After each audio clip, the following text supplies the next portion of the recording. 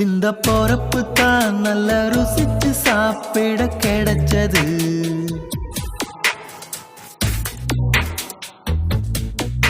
அத நினைச்சுத்தான் மன உலகம் முழுவதும் பறக்குது.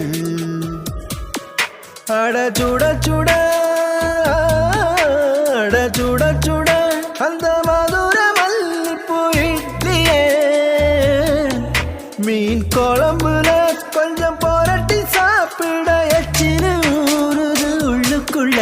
இந்த பொறப்பு தான் இந்த பொறப்பு தான் நல்ல ருசிச்சு சாப்பிட கிடைச்சது.